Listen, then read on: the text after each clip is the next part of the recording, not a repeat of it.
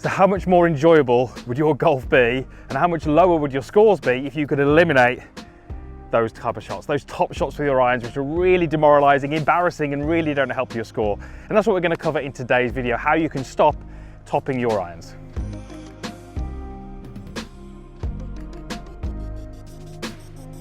So if we're honest, we've all hit that type of shot during our career. We've all stood there over an iron shot, visualize this beautiful golf shot that lands a few feet from the hole, and we stand there and we stone cold top it, and it's embarrassing, and then it plagues us for the next few shots. It's in the back of our mind and we worry about it, and it really impacts our game. So it'd be a great feeling to step onto the golf course and just be confident that you're going to strike these golf clubs well and you're not going to hit that shot.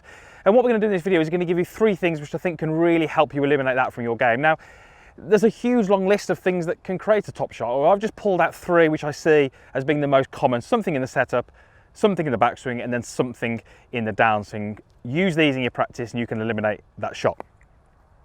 So in many cases, if we're struggling with a shot, whether it be a slice or a top or a heavy shot, we can look at the setup and find the answer. You know, so many people look into the golf swing and look at complex movements when the real reason is just right there at setup. So what would we like to see when we're hitting an iron shot from the fairway? Well, do spend a little bit on the iron. This is more for kind of mid to short irons. I'd love that ball to be right in the middle of your heels.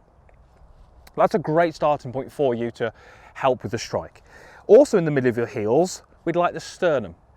So you can see here that the zip on my top is pretty much middle of my heels. That ensures that my upper body is pretty much over my lower body, and that's really quite important. We'd also love to have a little bit, and I'm saying a little bit, of weight through that lead side, and I do that just by nudging my hips a little bit towards the target, just so I start to feel a little bit more pressure through that lead side. And the final thing would be to have the handle slightly closer to the target relative to the club head, so you can see there's a little bit of club shaft lean in that setup. If I can take that address position, it means I've created a relationship around the ball which gives me the best chance of striking it well. I'm certainly not guaranteed anything, but I've created a situation which gives me more chance. If you're topping the golf ball, what might be happening is very often the ball is too far forward in the stance. You will have too much weight on your trail side, your sternum will not be middle of your heels, and you'll be struggling to get the handle ahead of the club head. This setup would be very, very typical from someone who really struggles with strike and tops the golf ball. So check ball position, check your sternum, check your handle position, check your weight distribution, tick all those things off, and you've given yourself the best chance of striking the irons well. Like we said, doesn't guarantee anything. We can also undo all of that work by making a poor lateral move in the backswing, and that's point number 2. People who top the ball very often will shift the lower body and the upper body away from the target far too much into the backswing. For me to strike the ball well from here, yes, absolutely, I can do that, but I have to move excessively back towards the target, and that requires lots of things. It requires a lot of skill, a lot of talent, a lot of time for you to go to the practice range, a lot of golf balls being hit, and for many of us, that's just not the case. You know, we don't have huge amounts of time to practice, so we really want to try and eliminate those movements which really rely on our skill to strike the ball well. I'd love you to make a little bit more of a center turn. I've got an excellent drill here which can really help you do that. This is, I would say, one of my most used drills when it comes to ball striking. I'm going to take an alignment stick, I'm going to put this pretty shallow into the ground so the ball sits pretty much underneath that alignment stick. Now, when I take an address around this golf ball, I've got a visual reference. I've got the alignment stick and the ball sitting under it. Now, if I make a lateral movement away from the target, suddenly that relationship changes. I can see that quite clearly. It would be rare, but if you move towards the target, again, I can see that relationship changing. So phase number 1, or stage number 1, will be to take the golf club across your shoulders and just make some full rotations, keeping the golf ball about under the alignment stick. The key there was full rotations. If someone's trying to stop the lateral movement, I see a lot of this. Limiting rotation, limiting movement, believing that that's going to help us stay centered. It will help you stay centered, but it's really not going to help with your golf swing. We still need to make a nice free turn, but the key is to make that turn and keep that relationship that we established at address. Now, provided that you set the golf club enough away from the alignment stick at setup, you can absolutely hit golf balls that way. I can take my address to this golf ball and I can double check that my setup is correct. I can make a rotation where that ball stays under the alignment stick.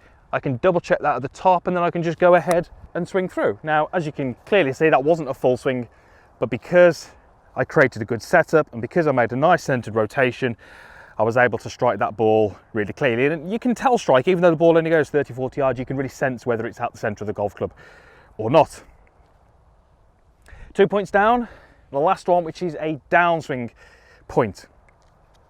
So let's move this alignment stick out of the way. We are going to use that again in a moment.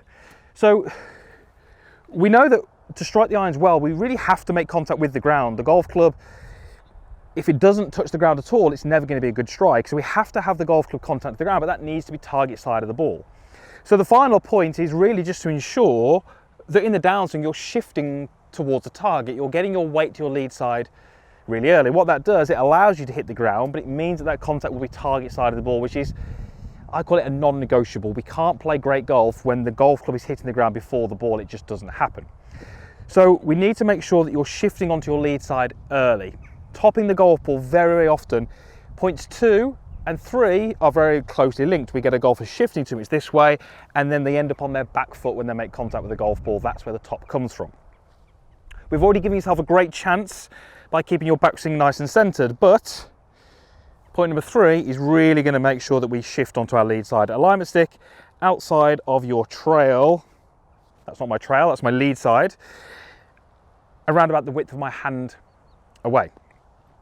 And what I'd love you to do really is get that setup right, get that nice center turn, and then just focus on closing the gap between your lead thigh or your pocket and that alignment stick. And I want you to try and do that relatively early. The best golfers that we see will close that gap early into the downswing so that the weight of the pressure is already on that lead side. Then they can just focus very much on rotating through and having the confidence to strike the ground, but it's after the golf ball. So this is a great little drill that you can do in practice. And if you can do all of these 3 things together, there's very, very little chance of you topping the golf ball. You might hit some poorer strikes, but you're not going to top it. And that's really the point of this video, to try and eliminate that from your game. So I'm not going to go for that flag because it's tucked way on the right-hand side, but setup is good. Just got to focus on my backswing and shifting now.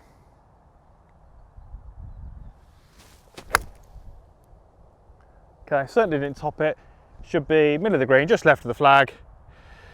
Exactly where I was aiming. Contact was in the ground, but it was target side of the ball. The ball felt like it came right at the middle of the golf club.